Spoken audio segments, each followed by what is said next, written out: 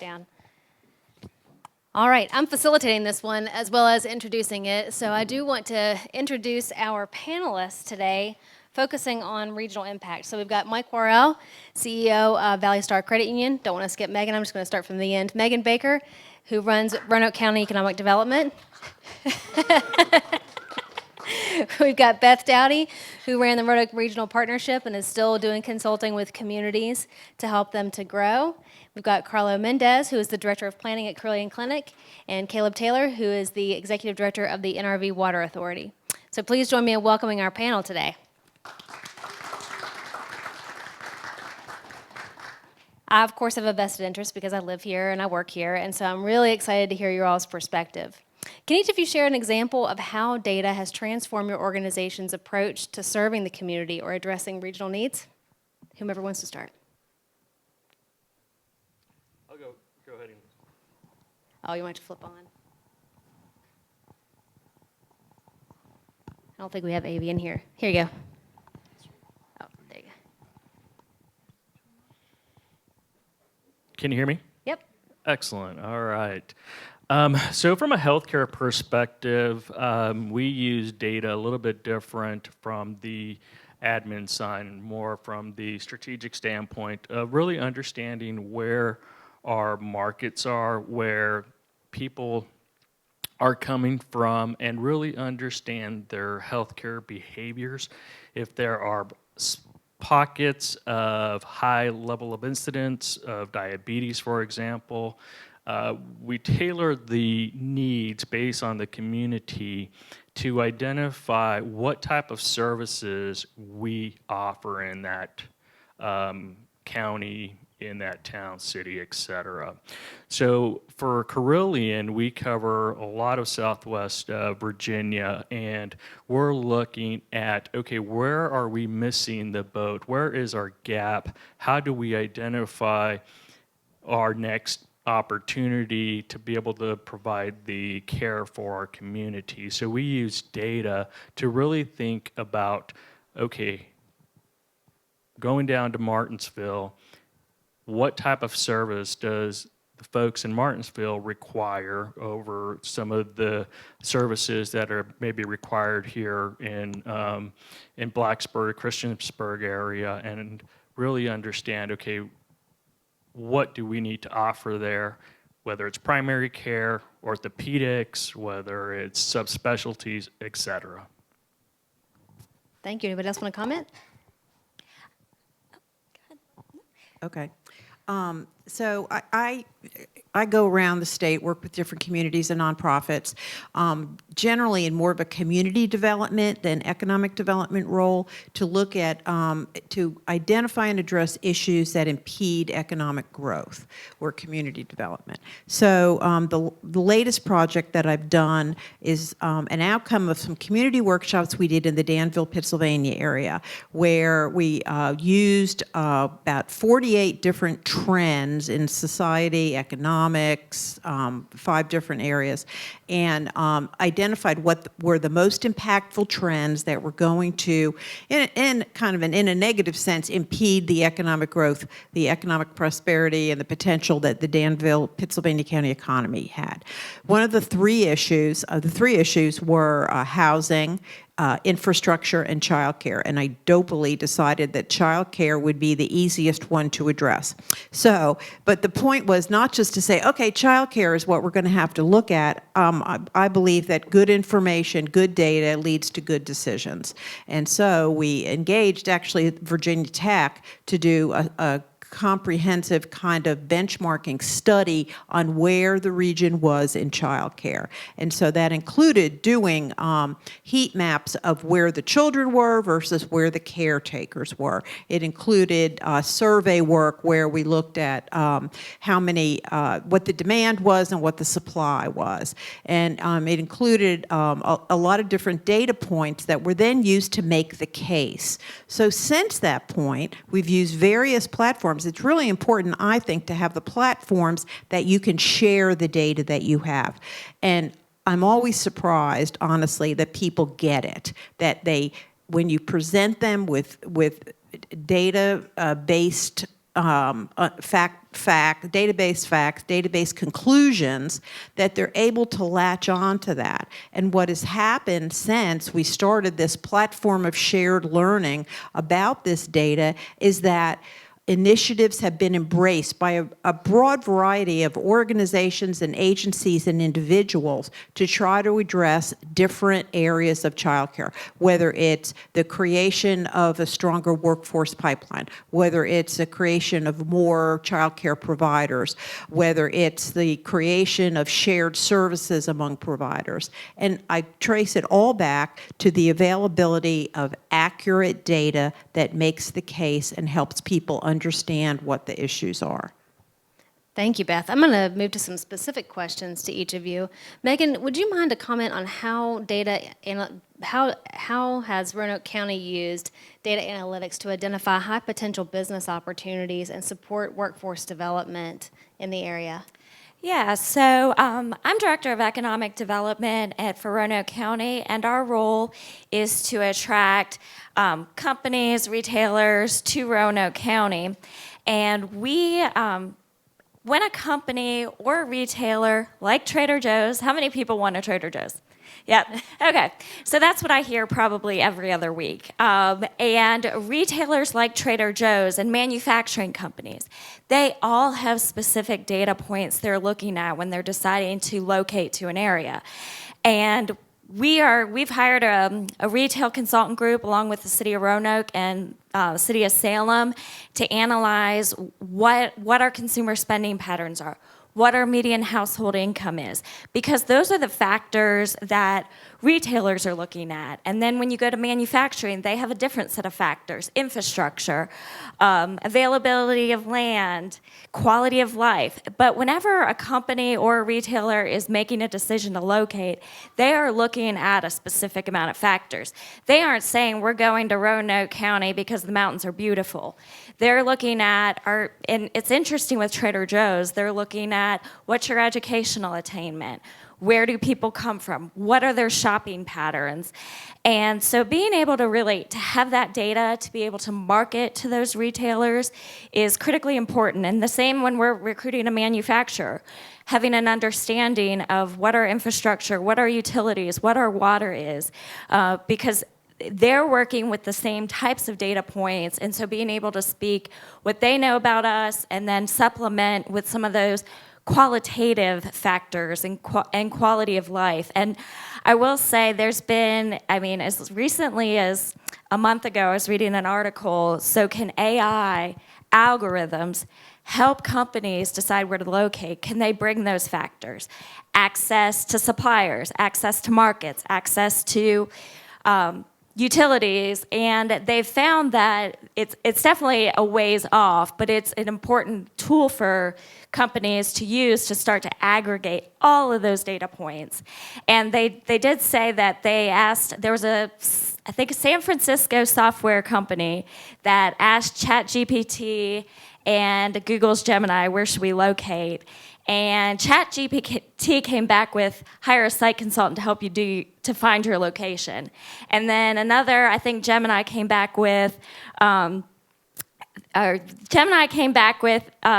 said to locate to San Francisco. So there's still a lot of human element to where these companies, where these retailers go, but having that data on hand is really important when we're trying to recruit these retailers, recruit manufacturing facilities. And then I'll address the second one real quick, data for workforce.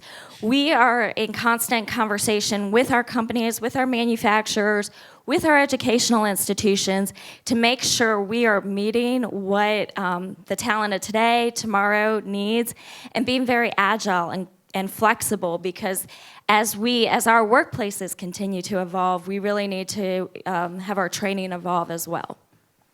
Thank you for sharing that perspective. You mentioned water resources and utilities. Of course, it's so fitting that we've got our expert here on this. So, Caleb, can you talk about how the NRV Water Authority leverages data to ensure sustainable water management and how you've used data to drive some decisions that have made a big impact in the region? Yeah, this doesn't work, but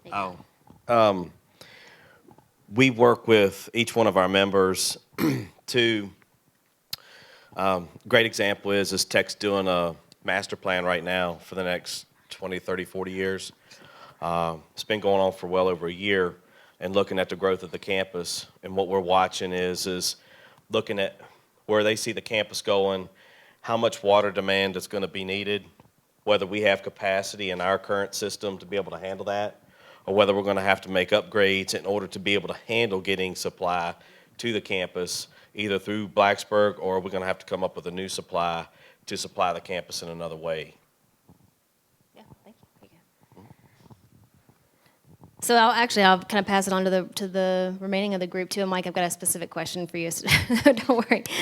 So from your all's perspectives, how does the health of critical infrastructure, like healthcare, like water, like financial systems, local government, how does that impact growth in the region, and where can data support these interconnections among you? I can quickly answer from our perspective.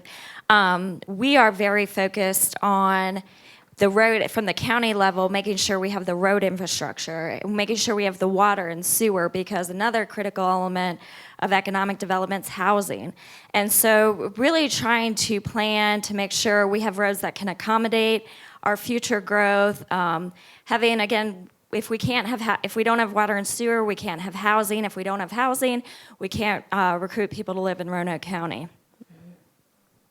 Anyone else want to comment? Thank you. All right, Mike, can you tell us how ValleyStar Credit Union uses data to better understand the financial needs of the local population and enhance community well-being? Yes. First of all, thank you for having us here. Very honored to have that. In order to do that, we just want to take everybody back in a time machine for a little bit, if you don't mind. So I've been with ValleyStar for 3 years now, coming in as fortunate enough to be the new leader. It's setting the strategy, right? So those of you that are going to be joining the workforce, you probably want to join a company, understand what that company's about, their leadership's about, and their purpose, right? So for myself, it's really driven off of really like kind of 4 business philosophies. So number 1, teamwork first. Not to be Bill Belichick, you all can probably tell I'm from Boston, but understand your job, do your job, help others when they need it. Number 2, equal opportunity, not equal outcome, right? We want to promote from within whenever we can, but we certainly want to make sure that everybody has that chance, but we can't guarantee that everybody's going to have the same pay, the same job, the same title. Number 3, in God we trust, everybody else bring data. So that should answer everybody's question about how I feel about data. And then number 4 is really something that resonates with my life, and it's A times E equals R. So the activity times the effectiveness equals the result. Where we focus as leaders is on the result. So I get financial statements that say, here's the bottom line, yay, or oh my God, what's going on? It's the activity that you want to focus on. So we just heard from everybody in there, or all the speakers, on humanity, studying humanity, and all of those things.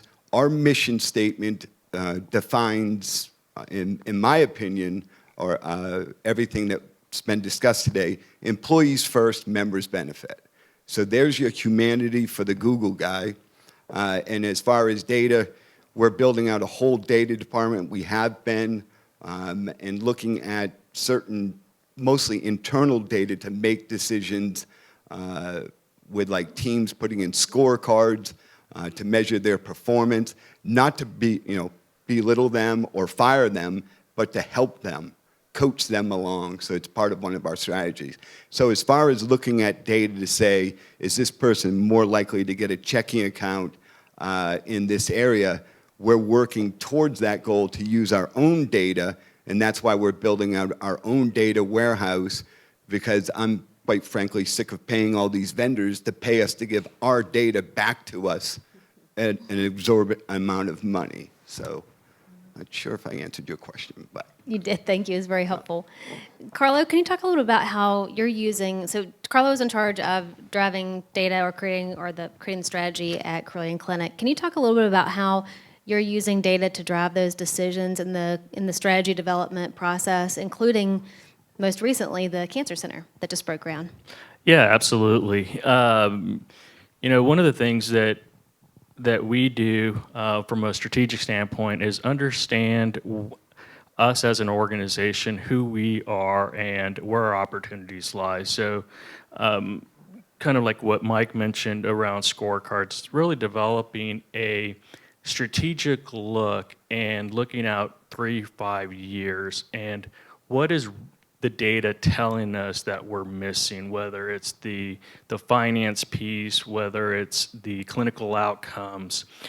So there are a lot of different metrics that we as healthcare look at, but most importantly is really understanding the results from a patient perspective.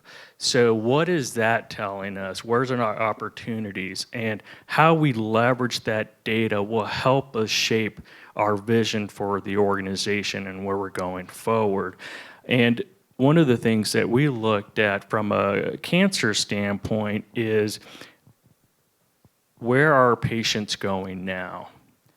Are they having challenges attaining appointments within Carilion Clinic? What's the closest cancer center? Is there adequate providers that are here? So we leverage all that data and really send it to our executive team to say, okay, here's our current state, here's where we want to be, this is where we're missing. So how do we bridge that gap? And the data helps us identify and convey that message to our executive team for them to make a decision, such as the Cancer Center, such as bringing a kidney transplant program to Carilion Clinic. So all of the decisions that we make are data driven, whether it is an improvement for the patient, whether it's improvement for the organization from an operational standpoint. We leverage that data to be able to make educated decisions. The other thing. Does that help? Yeah, it does. The Yeah. thing I'd just expand on that, on what you said is, you said scorecard. And so it's not just collecting the data to make a decision, but it's also continuing to collect. I mean, this is, dumb me saying this, you all probably know this, but to continue to collect the information so that you can demonstrate progress, and to see how to know what your goal is and make sure that you continue to move toward that goal. The scorecard is so important in so many different areas. That's a a very, very good point. Yeah. Yeah, it's really for the employee, the way that myself and some of my senior team are here today, so thank you all for coming. We use it that way, so there's so many times you get a resume. You're all going to become a name on a piece of paper, right? That's it. It's just going to be pushed aside whether or not you have the criteria that somebody's looking for.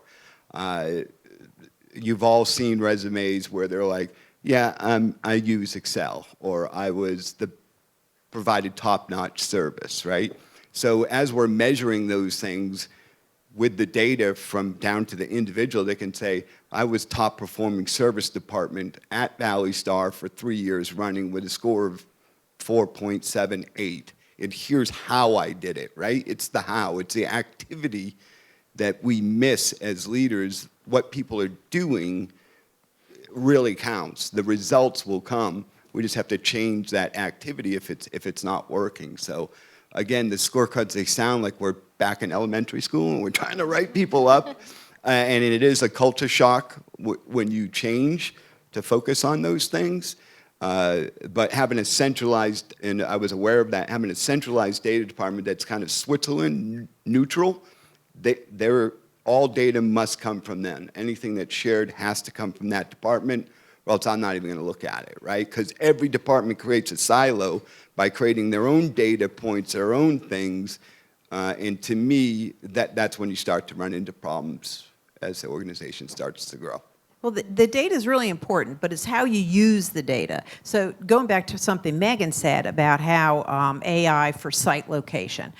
I remember a site consultant telling me several years ago, well, if we just went by what the data said everybody would go to 10 cities. There would only be 10 cities on the list, and that's where everybody Yes. would go. So it's how you use the data and how you adjust the data to the context of the decision you're trying to make.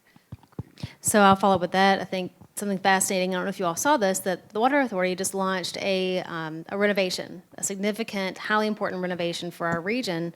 And so how did you use, Caleb, how did you use data to influence that decision, and then we'll continue to measure the impact of those high-impact renovations?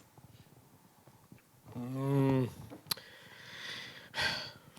don't know if it was necessarily data, because the plant, we've got a really good staff that operate the plant. So the data from a process standpoint, from water quality, is great. The data, though, that we used, hard to show to the board, was the age of the infrastructure that we had, the amount of service that we were doing, and then more importantly, where we were trying to buy our spare parts off of. And it started with a series of reports and presenting it to the board, and showing, one, where we were at a potential for high arc flash for our employees. So it put them at harm's risk for explosive, from electrical standpoint. And then the other one is back in 2013, the county joined the authority through the joiner process. And at that time, the plan identified that plant had capacity. This is the path that we were going to grow, and this is the capital improvement plan that we were going to proceed with. And we find out in the first study of running redundant lines to supply water better for this region, that the capacity of the plant was going to be in jeopardy a whole lot sooner than it was supposed to be. And when that process happened in conjunction with what we had seen for the arc flash, it precipitated me to go to the board and ask, can we study the plant in its entirety? And so once that study was authorized, we did a study. We come back. The data shows that the cost of the plant was quite substantial. And when the data is presented to the board at that time, there was some pushback, some strong pushback from the standpoint of there's never been an indication that there's been a problem before. So my analogy to the board was it's just like a vehicle. So when the plant was built, it was 1957. So you got a 57 Chevy Bel Air for those that know old cars. I'm a classic car guy, so I like to use that analogy. So I gave them an example, and they said, yeah. I said, so in the 60s, you overhauled the engine, and you did a little bit of tune-up work to it, and you keep on driving it. And they said, yep. I said, in the 70s, you gave it a little bit bigger engine, and I said, and since then, you haven't touched it. And I was like, so how many people are going to drive a car every day and not change the oil in it, not change the tires, not do any other maintenance work to it? I said, that is our facility. And I said, there's going to be something that catastrophically happens, and when it does, it's going to be a domino effect. And when it does, we're going to be sitting here without water, and it's not going to be a pretty sight. So. Pretty powerful. I think using story to influence decision, the story that the data is telling is exactly what you did, so it's very helpful. Let me ask you all as a group, and I think this will be our final question. We'll have to go into the big room, but and of course I want to give you all an opportunity to ask questions as well. If you could solve any problem in the region or enhance any current opportunity in the region, because so much of data-driven decisions are on influencing problem solving, what would you solve given all the resources you needed to solve that problem? For me, it's pretty, from an economic development standpoint, it would be improvements to our airport. That's a critical factor in site location. Be infrastructure, being able to support new residents coming in. But I will say this is a great community. I've lived here for 2 years, and I think it's fantastic. And I think we are doing a lot regionally to go in the right direction, from marketing ourselves as an outdoor destination, really elevating our brand. And so I definitely see a lot of momentum going on. Thank you. However y'all want to go down this, Yeah, I think it'd be good to hear from all of you. So I've lived here for 3 years. It's the best kept secret in America. I grew up in New England. I lived in Houston, Texas for 10 years, Napa, California for 10 years, and now back here for 3. Virginia has done a very good job of keeping your state quiet. I don't know if that was on purpose or what the reasoning behind that was, but definitely your roads, your infrastructure. I sit on the board of Blue Ridge Innovation. We're, once again, trying to get some type of road other than 220, which I love driving down. By the way, I made it from Roanoke Country Club to the racetrack in 43 minutes the other night. Oh, wow. I was speeding, for anybody that cares, but it's definitely the roads, right? But again, that gives it that home feel, and I'm sure most of the residents are like, I don't want that noise here. We don't need that. When in reality, you can't afford not to do that. It doesn't need to be New York City, but it certainly, we need some type of roads that aren't going to kill you at the end. Oh, wow. That's important. That's politically correct.